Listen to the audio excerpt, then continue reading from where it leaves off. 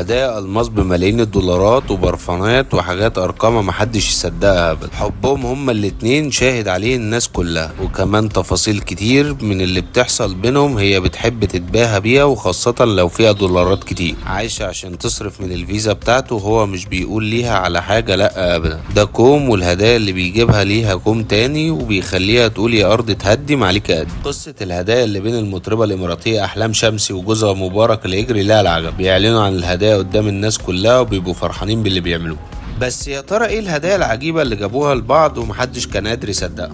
وقال حقيقي فعلا اللي عملوا ليها في البيت عشان يريحها؟ اسرار كتير عن هدايا احلام وجوزها تعرفوها في الفيديو ده، والهدايا الاخيره هتتبهروا بيها. احلام زي اي ست بتحب المجوهرات، وبتعتبر اي راجل يقدر يعبر عن حبه لمراته عن طريق المجوهرات دي وبس. عشان كده دايما جوزها مغرقها هدايا الماس طول الوقت، وكل هديه اغلى من اللي قبلها. ومن الهدايا دي انهم كانوا في الهند وبيتفسحوا، واتفاجئت احلام بجوزها داخل عليها وجايب ليها عقده الماس، وطبعا تقيل قوي، واضح قوي ان فيه، وسعره وصل ل4 مليون دولار، يعني حاجة ثروة كده في عقد واحد. ده بقى غير باقي الألماظ اللي عندها واللي بيتعمل ليها مخصوص في الخليج، ومش بيبقى فيه منه غير قطعة واحدة بس اتعملت عشان خاطرها، واللي منها عقد فيه 2500 قطعة ألماظ، ده غير 7 قطع زمرد كبيرة، وكمان 331 قطعة زمرد صغيرة. وده دلوقتي سعره يعادل ال4 مليون دولار، يعني بالمصري تقريبا يوصل ل 200 مليون جنيه. ده غير الساعات اللي هي بتحبها جدا، واللي هو ما يقدرش يأخر عليها حاجة بتحبها.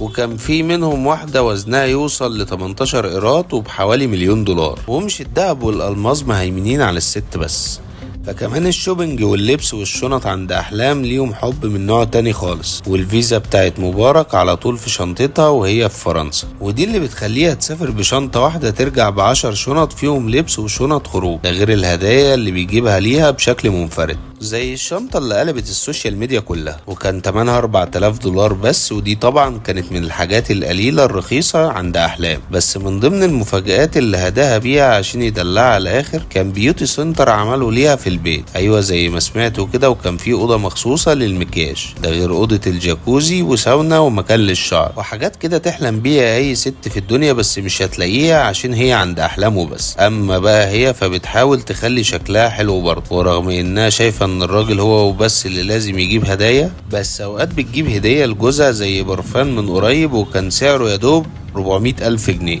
انتوا بقى ايه رأيكم في الهدايا اللي بيجيبها جوز احلام ليها، وايه الحاجة اللي نفسك جوزك يجيبها لك؟